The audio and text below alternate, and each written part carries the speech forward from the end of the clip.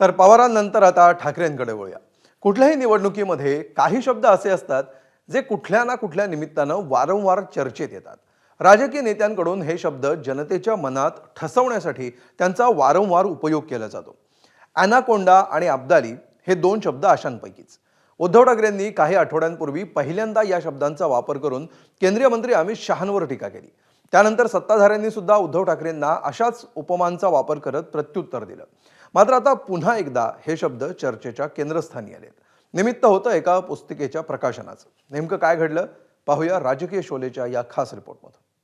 आणि आपल्या डोळ्यात देखत आपलं आयुष्य आणि त्या सगळ्या हुतात्म्याने बलिदान करून रक्त सांडून मिळवलेली मुंबई हे दोन गुजराती होय, मी त्यांना मुद्दामून म्हणतोय, हे दोन गुजराती हे आपल्याला गिळायला निघाले. मुंबई को गंदी नजर देखने वाले ही है. तर युबीटीनं जागा वाटपामध्ये देखील मनसेच्या पाठीमध्ये खंजीर खुपसलेला असेल. या सर्वांच्या तोंडून हे शब्द आणि ही भाषा आपण यापूर्वी देखील ऐकली असेल. यापूर्वीच्या भाषणामध्ये देखील अब्दालीचा संदर्भ अनेकदा येऊन गेलाय आणि अनेक वेळेला अॅनाकोंडाची उपमा वापरून पाण उतारा देखील करून झालाय. पण पुन्हा एकदा इतिहासामधल्या व्यक्ती आणि जंगलातले प्राणी राजकीय पटलावरती आलेत. वेगळेपण आहे ते केवळ निमित्ताचं. हे निमित्त होतं एका पुस्तिकेच्या प्रकाशनाचं. मुंबई महानगरपालिकेच्या निवडणुकीच्या पार्श्वभूमीवर उद्धव ठाकरे यांनी कोरोना काळामध्ये केलेल्या कामांचा लेखाजोखा मांडणाऱ्या मुंबई मॉडेल या पुस्तकाचं प्रकाशन केलं. स्वतः उद्धव ठाकरे यांच्या हस्ते शिवसेना भवनामध्ये हा प्रकाशनाचा कार्यक्रम झाला आणि याच वेळेला उद्धव ठाकरेंनी भाजपवरती जोरदार हल्लाबोल केलाय. तोडलीच नाही तर तो आपल्याला संपवायला निघाला आणि हे संपवणं मी काही सहन नाही करणार. तुम्ही 31 तारखेनंतर तुमच्यापैकी कोणी येऊ ना येऊ, मी एकटा लढणार म्हणजे लढणार.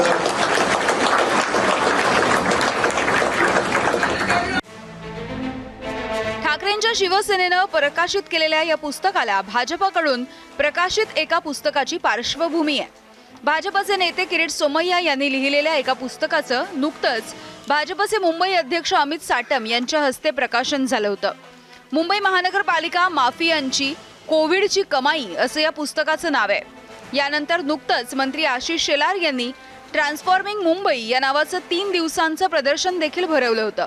त्यामुळे उद्धव ठाकरेंनी देखील हे पुस्तक लिहून आपली बाजू मुंबईकरांच्या समोर मांडण्याचा प्रयत्न केलाय. या कार्यक्रमामध्ये उद्धव ठाकरेंनी केलेल्या टीकेनंतर भाजपचे नेते देखील त्यांच्यावरती तुटून पडले. फिर उद्धव ठाकरे जी जो जिहादियों को मुंबई को बेचने का जो प्लान कर रहे हैं, आज हर कोई जो उबाटा में उनके आजू बाजू है वो मुंबई को गंदी नजर देखने वाले ही है. बॉम्बलास्ट से लेके छत्रपति संभाजी महाराज नामकरण को विरोध करने वाले सारे के सारे उनके आज उबाटा में आके मामू लोग बैठे हैं. इसलिए उद्धव ठाकरे को मैं कहूंगा, दो गुजराती समाज के लोगों के ऊपर उंगली उठाने के पहले तुम तुम्हारे पार्टी के बैठने वाले जिहादियों को पहले निकालो, खत्म करो और फिर बाकी पार्टियों के बारे में.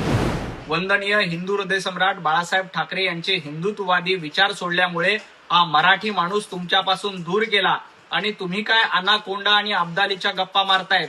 ज्यांनी स्वतःचा पक्ष गिळंकृत केला ते सगळ्यात मोठा अनाकोंडा तुम्ही आहात.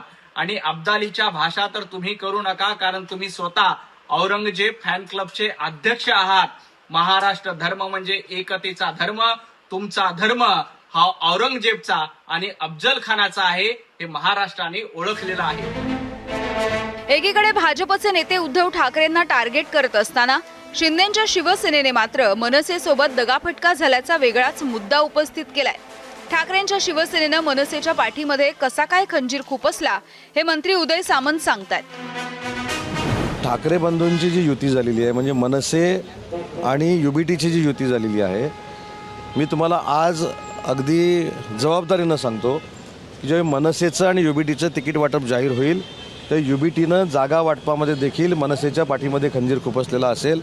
ज्या जागा आवश्यक मनसेला आहेत ते त्या ठिकाणी मिळणार नाहीत असं माझं जे आमची मित्रमंडळी आहेत, आमचे जे कोण सोर्सेस आहेत, सूत्र आहेत, त्यांच्याकडनं आम्हाला कळतं आहे. त्याच्यामुळं मी अगदी ठामपणानं सांगतो की मनसे आणि युबीटी ही जी युती झालेली आहे, नक्की या तिकीट वाटपानंतर राजसाहेब ठाकरेंना आणि मनसेच्या लोकांना पश्चाताप होईल.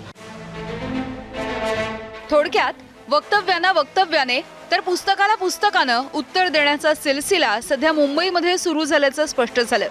इथून पुढच्या 3 आठवड्यांमध्ये एकमेकांवरती कुरघोडी करण्यासाठी प्रचाराचे कुठले नवे फंडे पक्षांकडून शोधले जातात आणि त्याला कशी उत्तरं मिळतात याची देखील उत्सुकता असेल. ब्युरो रिपोर्ट, एबीपी माझा. एबीपी माझा, उघडा डोळे बघा नीट.